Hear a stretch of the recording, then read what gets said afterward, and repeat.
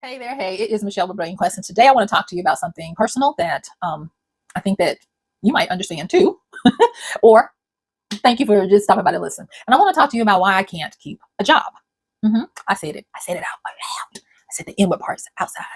Um, it all started when I was young, and I would go to work, and I would do a really good job, and I would get more responsibility heaped on me, and then it would come up on me like all of a sudden where I'm totally engaged in this job. I'm doing the work. People are excited. I'm creative, innovative. I'm helping to create new standards.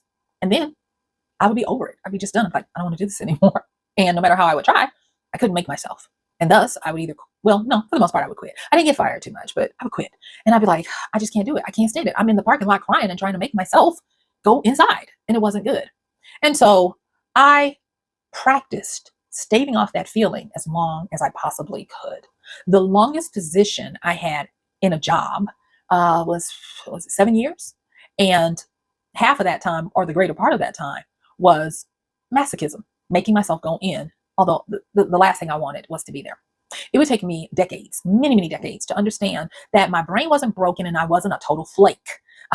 But more so, I was dealing with something that was undiagnosed, and it was ADHD. And the funny thing is the one through line is I was a therapist for nonprofits, for churches, places where I didn't I wasn't an employee, but I was running the program or helping lay people, to assist in the program. And so I had a certain amount of control, and I didn't have demands on me. Oh, we're going to talk a little bit about that too. So when I finally decided I don't want to get fired from a place and have all that guilt on me, I left my last position in corporate, if you will, in 2007. And so you can do the math. It's been a long time that I've been working on my own and understanding that. I remember, and there have been many times, because if you live this solo entrepreneurial life, there will be great times, and then there will be horrific times financially and where you struggle. And I remember talking to friends and family members, because of course their normal is, well, this person is hiring, or I can put in a good word for you here or there. And inside I would know I can't do it. It won't be good. I will get fired, or I will leave, and then it will look bad on you. And the funny part is it was never about passion, because I never had a passion for anything. Now, I'm not saying I'm dead. Instead of a passion, I had a curiosity, a high curiosity. I wanted to figure it out, understand it. And then once the puzzle was solved, I was on to the next curiosity. So it wasn't a passion that could burn and increase and grow. And thus I became, I think, skilled in a lot of different things. Even when I was young, my mom would be like, don't be a jack of all trades and, a master of none. And it wasn't until I was older that I found out the latter part of that statement. So jack of all trades, master of none, but better than some, and I was just like, okay, I'm okay with that. But getting to the point where I had to confess to a family member, I was like, if I have to work for somebody else, I might as well unalive myself, because I can't do it. It was to that point. And even recently with my medical issues and all of that, I mean, I tried. And thankfully, I know that sounds horrible. Thankfully, no one took the bite. No one was like, okay, well, how are you? And I finally was able to put a name on something. There's something powerful about being able to get an understanding and a title for something. And when I finally was informed that I had combined ADHD, and so I would have these swings of the hyper side, and then I would pay the price and go into the other side, the inattentive side, the inside yourself, the daydreaming, the zombie, like, I can't move because I'm worn out, burned out, and I am not interested. I don't want to do this anymore kind of thing. It made all the sense in the world as to why I needed the autonomy of working for myself, so that I could give myself self-care that a job would not understand. Now, of course, there is the responsibility of taking care of yourself by working for yourself, but it far outweighed what I would go through trying to work for someone. So, you know how we do here. I made a few notes, because if I'm feeling this way, or if I felt this way, I'm pretty sure there are others. So if you're finding it harder and harder to work for someone, or you just can't do it, but you don't know what to do, but you can't do it, here are some things to consider. And especially if you're in my tribe, the ADHD tribe, and that tribe is like a peacock. There are so many different expressions of this different way of approaching and looking at life. But we do have a commonality. It's harder to do the things of living than it is for the normal person. It takes more efforting. It takes more time. For many, it takes medication, and it takes a lot of mental pain. But even if that's not you, I'm going to still give you this stuff, and hopefully it will give you an aha, and it'll be of great service to you. Okay. So if you're like me and you're like, I'm not going to be able to keep a job, not for long, you may have high curiosity. Remember, I talked about some people have a passion for something. And when they find their passion, they are good to go. Their passion is going to continue to be like a motor, just fueling what they do. But if you are a highly curious person where you're interested until you figure out the secret, until you figure out how the sausage is made, until you figure out what's behind the curtain, and now you have no more interest, this might be why you cannot keep a job. And then there is this component called boredom.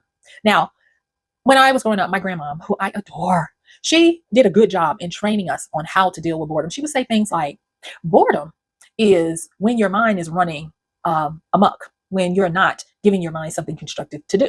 And so she would have us sit quietly, which, I don't think you could do that with kids nowadays, but she had an aquarium, a huge, well, there's three of them, three aquariums that, took up a great part of one of the walls in her living room. And these things were hundreds of gallons. And she had the tropical fish, and she had the mood lighting, and you could turn the lights off and close the curtains in the daytime. And it would give the room, which was paneled. So, it was a dark room, and it would give the room just this magical feel. And she would have us sit there and learn to give our minds something constructive to do. Now, for me, I enjoyed it. I did not realize that, hey, this is right upside, my alley, because I could just drop into my inattentive side and fantasize, or I could fidget, and play with my legs if I was hyperactive at the time. And it was something that I went back to understand about why I couldn't keep a job, because I couldn't find the avenues for my creative needs and my creative streaks to just be me and be in myself. And thus, that helped me to understand that when I would have to work for people and be in a team, being around people would drain me, because they had needs that I didn't necessarily want to fulfill, but yet and still it's expected of you, and I subconsciously, I was like, I'm being inauthentic to myself. I just want to go to my cube, do my work, head down, put my headphones on, or even just put on noise canceling so I don't have to hear anything, and just do my job, not knowing that that was part of how my brain worked. And so all of this, all the time, just talking, I didn't like it. But I was able to mask so well that people thought I was an extrovert, because I could have conversations. I could calm people down. And if I was hyper enough, this little thing called excessive talking would get me to where I would just talk with people. And they'd be like, oh, she's really cool, this. But I'd be dying inside, because I knew when I went home, all I wanted to do was crash, because I'd be so worn out. So the peopling part of it was hard. And that might be something that you're dealing with, the peopling. It's not managing people necessarily. And if you manage people, God bless you, but it's just the peopling, not being able to isolate when you want. Then this one, oh my gosh, PDA. Now, I did another video about PDA, and I'm not talking about public displays of affection. I am talking about, and this is something that affects different people in different ways.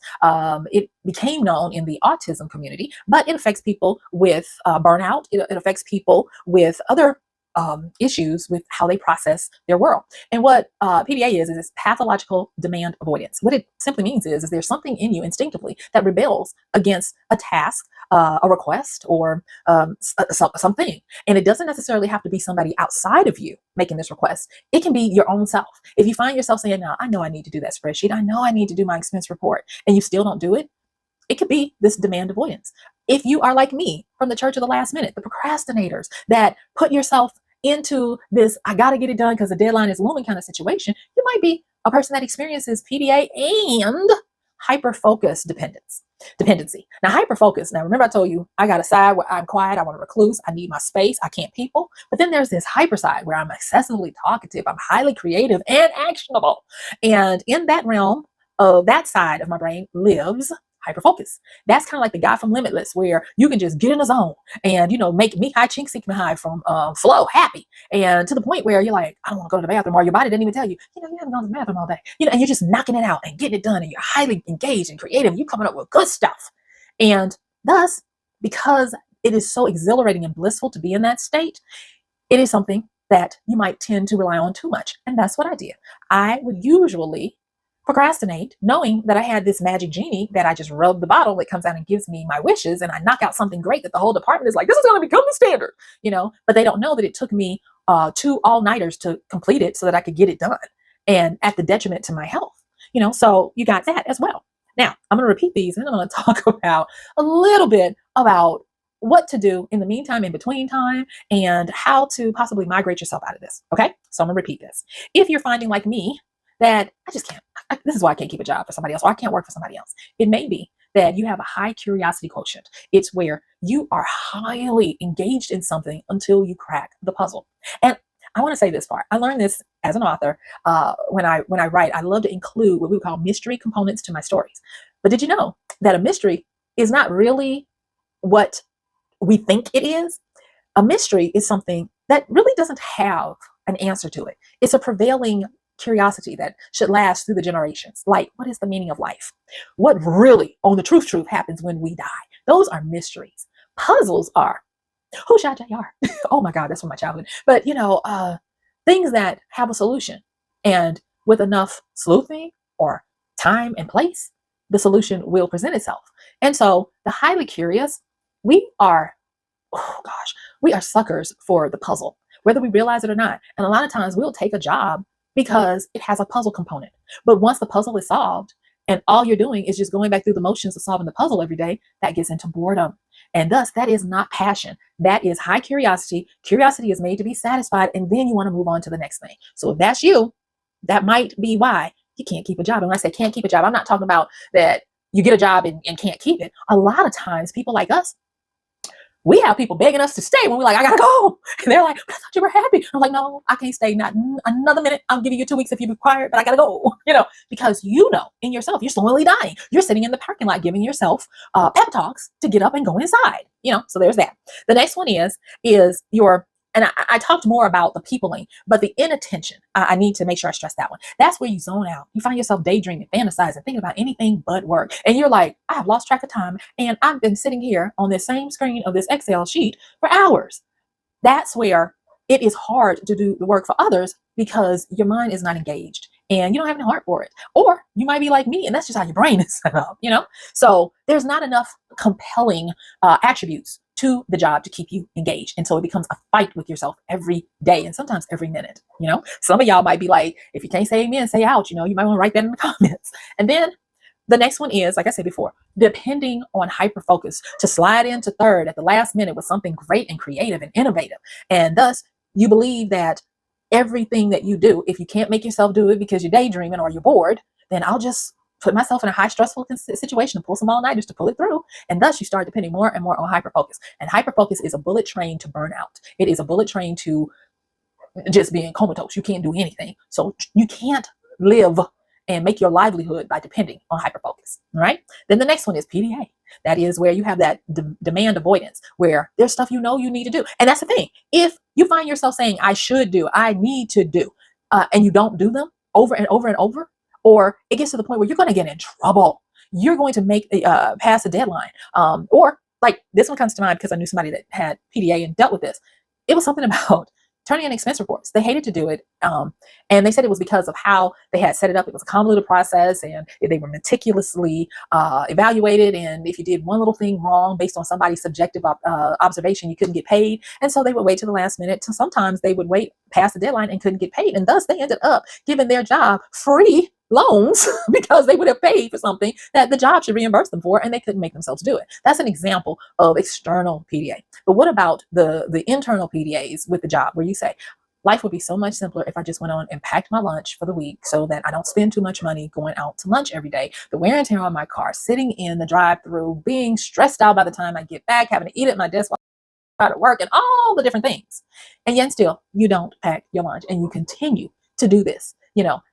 That one is an example of the internals, the stuff that we say we're going to do, and we rebel against that too. Okay. So if you find that you're struggling with that a lot, you might be in my tribe. All right. And then the isolation. It is hard to people. Oh my gosh.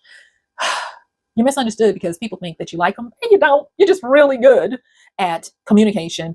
You're really good at masking. You're really good at playing like you like being there and all this kind of stuff. You know who you are if that's you. So these are some indicators that you might be like me and it might not, be for you for the long term. Okay. So how to mitigate and when I say mitigate, I'm talking about lessen the impact of what you do. What I want to say is this: depending on where you are, you might want to find something in your current company or situation that reignites your curiosity for a time. If you can find something that will keep you curious for a couple of years, that'll give you time to build a skill to do something else. And that way you can lessen the impact of the boredom, the daydreaming, the having to give yourself pep talks, the rebelling against stuff because you're subconsciously sabotaging yourself in that position so that you'll get moved whether you make a decision or not. You can do that. Find somewhere else in your area. Or if you got it like that, talk to a decision maker and tell them, look, I'm burnt out on this. I need something different. Can you assign me to something else? Or can you recommend me to another department? Because believe it or not, a lot of people like you and me, we're really good at our jobs. It's not where we're going to get fired until the PDA just gets to be too much, or we keep missing deadlines because we're burnt out. So a lot of times it's not where you're in jeopardy of even losing the job, but I can't keep doing this. So mitigation, lessen the impact, try to find something else that you're curious about, go to a different department or whatever. The next one is, and y'all thought I was going to tell you go get another job. I sure am not. What I am going to tell you is to do like I did and start. Now they call it side hustles now. For me, it was starting my small business while I was still working. Start doing what it is that you need so that you can make the transition. For a lot of us, it is skills learning. If you're going to be doing stuff like me, like digital content creation, YouTubing, self-publishing books, or whatever it might be that you're going to do to make your income, get interested in learning the skills needed. I will go in and tell you off the rip. If you're going to do this, one of the easiest ways to do it is to learn how to communicate your thoughts through the written word, not AI, your writing, to become a better communicator, and to learn how to, and I'm being hypocritical here right now, consistent. Consistency pays off. It's going to be one of the hardest things you do, especially with life, okay? But learning how to write, that's going to be one of the biggest bangs for the buck, because if you can learn how to write and communicate in that venue, you will become better at speaking to say what it is you want to say, and you will become better at understanding a thing so that you can teach on it. Because when you write out your thoughts, that is one of the fastest ways to figure out if you don't know what you're talking about or if you have fuzzy spots on the topic. Okay. All right. So that's the next one, your segue. Then the next one, if you are like me and you're like, I gotta go, and I gotta make this work. The next thing is, and this one is something that I am having to learn again. I knew it. I lost the thread because I got comfortable. And yeah, of course you want to stay hungry. But the biggest thing is you want to get to the shortest runway from idea to action. Because if you're like me and you hit that wall and you're like, I'm not going back, I can't do this. I don't know how I'm going to make it work, but I can't do this. Get the shortest runway. I love watching folks that do these days until I XXXX. Now, I've been wanting to do one of those series, but for health reasons, I wasn't able to do it until I'm getting better. And I think I am going to do one. But one of the things that I noticed that makes these so engaging is day by day, they take action, imperfect action. And if you are saying and nodding your head, Michelle, yes, I'm one of those people that this is why I can't keep a job. Taking action. I watched this young man live in his car to save up money for a tiny house. And he made his money by door dashing and getting on social media and just showing people what he did in a day and how he drove around and what it was like to live in his car. But it took daily action. And that was the shortest way to do it. And you find yourself watching because, okay, it's day 63. How much has he made? How much has he spent? These different little things. And you would think that something like that must be glamorous. No, people love the consistency of it because they love seeing someone do the hard work, but they get the benefit of seeing it add up and seeing them reach the goal. And so those are some of the things that I have had to remind myself, the shortest path to taking action. All right. Like me getting on here and talking with you and doing my little research, and thinking about my thoughts and writing it out to be able to bring you something that makes coherent sense. So to hopefully help you increase and, get some aha moments is part of the shortest path to taking action. Because when it comes down to it, if you know you can't work for somebody else, you got to do something. Why not do something where you have more autonomy, but structure so that you can get stuff done? Now, if you are like, Michelle, this makes sense to me, and I would really like to continue on this brilliant quest of learning how to be self-sufficient, more aware, self-aware even. Guess what?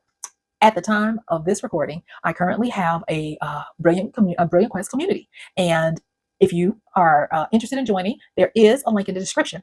Now, right now because I'm looking for my ride or dies, my founding members. If you join and if you click on the link and you see that you can join for free, get on in there because you'll be free forever. It's not going to always be that way, but this is the place where you'll be able to jump on lives with me. We did one yesterday. It was fun. Where you'll be able to have not only accountability, but you will also have camaraderie of people that are in there trying to get their stuff done, fulfill their brilliant quest, stay focused, get aware, develop the routines that work best for them. Now, this is not a productivity group because when it's just about productivity, it's boring. This is about creating your brilliant quest. And it's brilliant because it's got to go through this noggin and you've got to face the demons of boredom and all of the things that I've talked about on why you can't work with somebody else and all of those things. But I definitely want to extend this invite to you. And I want you to get the stuff that you want out of life. And it comes through putting in the work, of course, but it also comes through sharing other people's experiences and knowledge to help you like get the cheat code to do it faster. So come on in, check the link in the description and join. And even if you're watching this and it's not free to enter anymore, please consider investing in yourself and join. All right. So I want you to like, subscribe, share, comment, and thank you for making it to this point. And thank you for watching. This has been Michelle, your big sis with Brilliant Quest. I'm gonna see you sooner than later. Bye.